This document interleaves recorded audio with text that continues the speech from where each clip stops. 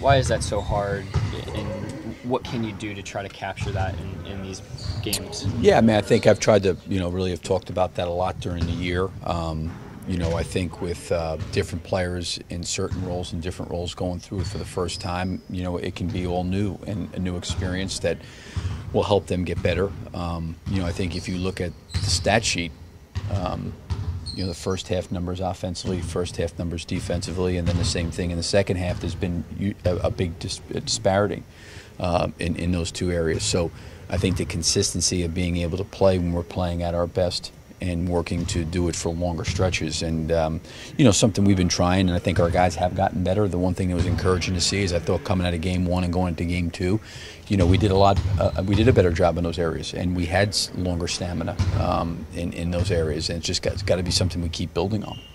What can you do to get Vic going? I mean, he's a 5 for 26 in the series. Obviously, Russ needs somebody out there to...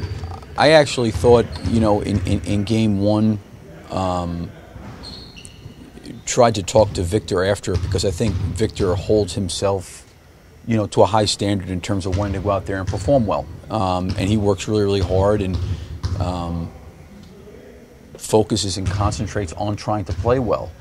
I think there are certain players, in my opinion, that they're one-dimensional, and when you're a one-dimensional player and that dimension's not working, it allows you just to totally focus on that one dimension, and that one dimension sometimes can actually become worse. Victor is a two-way player, and I didn't think he has not shot the ball particularly well in the series, but he's rebounded the ball well, he has defended well, and there's other things that he does. I think the one thing he needs to try to get even more into his game is even his passing. On drives, putting it on the floor, trying to attack the paint, making extra passes, trying to generate shots for other guys. Victor's not a one-dimensional player. He can do a lot of different things, and I think that taking his mindset and his focus off the ball, going in or out of the basket, and realizing I'm not going to allow myself to be defined by that, because there's just too many other things I can do out there to help this team. And I think for him, going in the playoffs for the first time and going through this for the first time and being in the position that we are as a team, this being his first, there's ways that he's got to find to impact the game when maybe his shots aren't falling, to be able to say, well, geez, Victor, has not maybe shot the ball particularly well, but wow, he's doing all these other things. And I think a perfect example of that is Andre Robertson. He's figured out ways to impact the game, and it's been 2 games in a row. He's at 18, he's had 12. Now, he made some threes in the first game, but this last game he was slashing and cutting to the basket. He got out in transition, he got some offensive rebounds. He's impacted the game, and obviously with his defense, he's impacted the game. And I think Victor, being this his first time, these are great learning and growing experiences for him. Billy, was there ever a point in that fourth quarter where you thought Russ was trying to do too much? Listen, he's been maybe the best closer in the NBA this year, and he's done a great job. I think going through the film and watching the film, I've said this before about him, he's really smart, he's bright, he's going to study and look at things and figure out, different ways to attack. And I think there's no question, coming down the stretch and even the game or closing out the third quarter, closing out the half, there's always going to be different points and times in games over 48 minutes. You're going to look at to do things better. And I think collectively as a group, we'll have to read defense better and make those decisions. But I got an enormous amount of trust and confidence after being Russell with this season in 82 games and seeing the way he's closed out games and different things that he's done. And I trust him, when he's got the ball, in terms of making decisions. I think from this last game, just as, I think he made some significant adjustments going from game 1 to game 2, just based on the way he played and how they were guarding him. And I think he'll continue to make adjustments and get better, from game to game. How do you balance just his minutes? I mean, because the third quarter, the third quarter took him out, was obviously a big moment. He can't play 48 minutes. So how do you balance that? Yeah, I mean, I said this after the game. I checked with him, and he said he felt fine physically, and generally that's what Russell says, and I trust him when he says that. I mean, Russell's always straightforward and honest. I just said, as a coach after the game, sometimes you have to evaluate or look at, the amount of minutes he's on the floor consecutively. It was 12 minutes. I thought he had a rest there.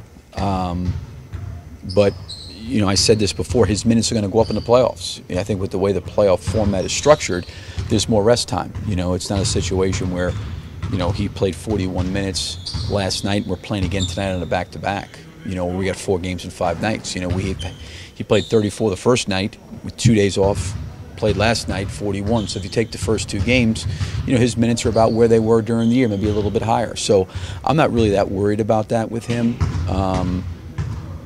I do think that, in that third quarter, closing out the third quarter, we can do a better job, from an execution standpoint. That's my point. Like, you can pinpoint like a specific part of the game, and there's always going to be segments or fragments of the games where you're going to look at a pocket of it and say, geez, we could be better here. And that was probably an area at the end of the third quarter we could have been better. Bill, you mentioned last night about your rotations. You said you wanted to look back and get a better idea watching film and that kind of stuff about certain substitution patterns you made. I was just wondering if there was anything going back and looking at it you particularly liked, you particularly didn't, that you thought worked or didn't work. Yeah, I thought there was some things that, I liked the idea of the third quarter of going 1 through 5 and switching, at the end of the quarter to try to take away threes. And I didn't think our defense was necessarily that bad. I didn't think that we probably executed offensively closing the third quarter like we needed to. I like sometimes when we were small and we had Doug and Kyle out there, and we were able to utilize Doug's ability to stretch the floor. And I thought Russell found him several times for some shots. I thought in that third quarter he gave us a nice little boost when they started to make a run. I liked, doing some different things with Taj from game 1 to game 2 and getting him in some areas of the floor where I thought he could be effective. There's always going to be things where it may not necessarily be the rotation, so to speak. I was really hopeful. The one thing that was, I don't want to say I was disappointed in, but if there's one area that I really thought we could have had a positive impact, would have been Domas. I really felt like we had him in some situations that he could have really, really been effective. I think some of the early fouls, and he had that great drive to the basket. He may have gotten fouled in that play going down the lane. Russell found him. I thought he was close to playing really, really well for us. He had a couple of rebounds they just didn't come down with. But it wasn't like I felt like, geez, that wasn't a good rotation. So, I'm going to go back and look at it even deeper, who's out there. And then you got to look at, too, in terms of what they're doing against your rotations, sometimes they're trying to exploit different things, and it may be something that, you're feeling that they may try to exploit, they may not be trying to exploit. So I felt encouraged that we got a lot of help from a lot of different guys throughout the course of the night, which I thought was positive. I know it's a really simplistic to just kind of look at the box score and be like, oh, this guy got X amount of minutes. Why didn't he get more or fewer minutes? But at the same time, Taj's minutes have been about even, and other starters have usually gone up during the postseason. I'm wondering why Taj has been about even with his regular season minutes. Well, again, so much of it is based on what they're doing offensively, okay? And you're going to have 2 different sets or alignments that they're going to run. There's going to be a sets where they're going to have Capella and Anderson high, and there's going to have a set where they're going to have 1 low and 1 high, and that could be different. And in certain situations, playing defensively against that alignment becomes very, very critical. In some of those alignments, you have to think about switching, and you have to think about showing. When you start doing those things, you have to recognize who you're putting on specific players. When you're showing, you have to recognize who's showing and can you actually get back to a shooter. So sometimes having Jeremy in there to kind of help with the switching to eliminate some of that stuff becomes becomes something you want to do. The other part of it is if you switch with Taj, you're getting potentially into situations where Steven Adams now is coming up, and now you've got Taj and Steven Adams in pick and roll. So it's a lot more to it than just, 21 minutes. Sometimes it's who's on the floor for them, what they're running, what kind of situations, and what kind of binds are we being put into. And when we get put into a couple of those binds, can you create a situation for somebody to go out there and maybe take that bind away and force them to go to something else? Now that's what makes Houston so good offensively, is they have a lot of the things they can go to. But I don't know if I made any sense there, but that's kind of what I'm looking at as honestly as I can tell you. Backing off of that, how difficult is it in this series to balance what you want to do offensively with what you need to do defensively? Yeah, that's the whole thing. That's it right there. And I think there's a really fine line between throwing a player in there for 2 minutes and expecting a good performance out of somebody, and they come out after 2 minutes and they sit for 8 or 12 minutes and you throw them back in there for 2 minutes again, and you can't do that. So you want to try to create situations. And I said this before, Houston's playing 8 players, and they're going to rotate their guys, and Mike does a great job. I mean, they're going to have, Anderson and Capella and Ariza and Nene at the 4 and the 5. They're only rotating those 4 guys. And there's going to be either Nene and Ariza or Anderson, or it's going to be Capella with Ariza or Anderson.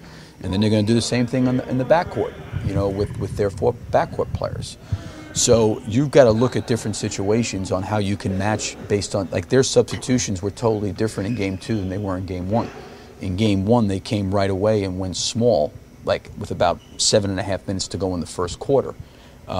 They came right in with Lou Williams, and they came right in with Eric Gordon, and they took Anderson out, and they went small and moved Ariza to the 4. They didn't do that last night. So I think you're always trying to figure out, like, where are some good matchups for us, and how to basically utilize and take advantage of our roster. And I think that's why in some situations we did have 12 guys playing, but I did think a lot of those guys that got the opportunity did a pretty good job while they were in there. And I kind of I thought we made some positive strides in how we defended. We did a good job again in transition defense. We did a really, really good job, I thought, in trying to defend the 3. I thought our defensive rebounding was much, much more improved from where it was from Game 1. We scored 68 points in the first half. But for us, can we sustain that offensive stamina for the second half? Where we're not scoring at the same rate or shooting the ball at the same rate. That's those areas that we can get better at. And the same thing, goes defensively. We've been much better in the first half defensively. Can we sustain it in the second half as well? I think you were kind of leading towards this, but with how important each possession is in the playoffs, is there a little bit of a do it until they stop it kind of nature on offense? I think you went to Taj in the post over and over again until they stopped it. Same thing with Doug on that kind of screen and then kick out to him. Are there things that we got to just do this until they stop it? I mean, you may get into that a little bit. I think you also got to give the other team credit. You keep running the same exact thing, they're eventually going to say, okay, do something a little different. Now, with that being said, I felt like Taj, I've always said this before, even during the course of the year, you're always looking for offensive engines for your team where if you can get 2 on the ball. And when you can get 2 on the ball, generally there's going to be an advantage somewhere on the floor. And now the next part is, can that guy make the decision to get the ball where it needs to go? So I thought Taj posting did a really good job scoring. I also thought he did a very, very good job passing. We got some good cuts to the basket on post-ups by Andre. We had some good back cuts along the baseline by some other guys. So, Taj, I think, can be an engine for us in the series to try to post him and have him make some plays and some decisions from there. Billy, 18 shots for Russell in the fourth quarter. A lot of people talking about that. Did you feel like enough of those shots came within the flow of the offense? Seemed like a couple times maybe some quick decisions or things that maybe weren't necessarily offensive. Yeah, I think sometimes what ends up happening is sometimes there were some switches, in fairness, where they had Capella on him, some different guys on him. They were starting to switch later in the game. I think matchup-wise for him, I kind of trust him on those switches and making those reads. I thought earlier in the game, to be quite honest, I thought that they sent 2 people to him a lot of times, and they did that in Game 1. And I think once he found Doug and found some other guys for some shots, they started to switch. They put Capella on him, they put Nene on him, they put a couple different guys. Now, once he started to go, they tried to send a crowd. And I think those are the things where that was maybe different from Game 1 to Game 2, just because the game was close coming down the stretch, that I think that he'll be able to look at and figure out, okay, here's where it's coming from, here's where rotations are coming, here's the things that we can do better, here's a better job we can do executing. I think all those things you're going to evaluate to figure out a way to improve from, Game 1 to 2 and then 2 to 3. So they changed that even within the game itself, because like you mentioned, 68 points in the first half. I mean, offensively, you guys are flowing. It was more. Not that they didn't do that the whole second half. They did it periodically. I think when Russell had an advantage from coming downhill, they tried to do some of that, and then I think they also tried to send some people at him as well. And like I said, he's been so great closing out games this season, and he's been so great making decisions. That, coming down the stretch, I think you're always looking, to be able to execute at a high level. And, he was very, very aggressive offensively. But like I always say this, sometimes when the ball goes in the basket, people have a tendency to say, wow, like, this was just an unbelievable performance, and is he the best closer in the game? And then when they don't come in, it's it's going to be okay. Do you take too many shots? And I think there's always a balance there. Are there some shots and some better ball movement we could have? Absolutely. Are there some shots that he took and plays that he make that I wouldn't take back? Absolutely. I think you're always looking to find that balance where we can collectively function as well as we can. So, Coach, to be clear, late in the third, early in the fourth, you weren't as concerned with maybe effort or anything like that. You were concerned with the execution when Russ wasn't in. That was your primary concern at that time. Well, I thought we had a couple plays. One is we got Harden stayed in the whole quarter. We got hurt on one play on a switch. We didn't switch correctly, and we gave Harden a 3 by our bench. Lou Williams got a drive, made a couple runs, had a couple drives down the lane. I thought for us, what ended up happening was we had a quick shot where we really didn't get a paint touch. Jeremy actually got the ball on a roll and made a really, I thought, a great move. And they pulled all the way off the corner, and he kind of had set up his stride to go finish, and they kind of really converged on him. He lost his balance a little bit. What was open was the corner, but I think he'd committed to go up and didn't elevate like he normally does, and shot got blocked. And then I think we had a situation where we got the ball in Samaj's hands. We didn't get into offense, to be honest with you, quick enough, and we got caught settling for a tough long-range shot. And then I thought Victor kind of silenced the run there when he made a 3. But again, we were okay. We kind of righted the ship there, so to speak. I thought the one play that was one that probably impacted that third quarter was the fact we were up by 6, and we played really good defense, and Harden made a 3 to close the third quarter out over the top of us. Not that you want to lose a 12-point lead like that either, but you know what? Let's be honest. I mean, when Russell has been off the floor for us, there's been a differential. I think probably most teams you look at, when best players are off the floor, there's going to be a difference. I thought our guys did a really pretty good job. I think if we would have gone into the fourth quarter up by 6, you've been okay. And I give our guys credit from trying to, get it corrected in a short period of time. There was a stretch there of about 3 straight possessions that offense and defense weren't very good when they went on that run. If we could have had Harden maybe missed that last shot going into the fourth, you're up by 6. But we come back to the fourth, Doug makes a big 3. Next thing you know, it's back up to 8. So you're going to have, against Houston, there's going to be runs going back and forth. And I think even with us, because we fast break, there's going to be runs. And you just can't expect to, be smooth sailing for 48 minutes. I thought our guys responded. They made some runs at us, and we responded. They made some runs, we responded. I thought we got hurt later in the game. Even to get the offense apart, we did such a good job in transition. We have 2 transition 3s late in the fourth quarter that hurt us. And we had a couple plays where we didn't have quite the rotation we needed to have. And I thought their 3s really got into the game late. They made timely and big 3s late in the game. And you got to give them credit, they made them. But for the most part, I thought we defended the 3 pretty well. But their 3s late certainly impacted us. You ran 2 at James Harden at times last night. Mm-hmm. Left Anderson open for some shots. Mm-hmm. Was it something you saw in Game 1 that led to doing that? Well, that's what I was trying to say a little bit earlier. Sometimes when Taj or Jeremy out there, we got caught in a couple situations where, to be honest with you, we got very, very fortunate. Anderson, I thought, he was 1 for 7 from 3, and I would say probably of the 7 threes, 5 of them were clear and clean.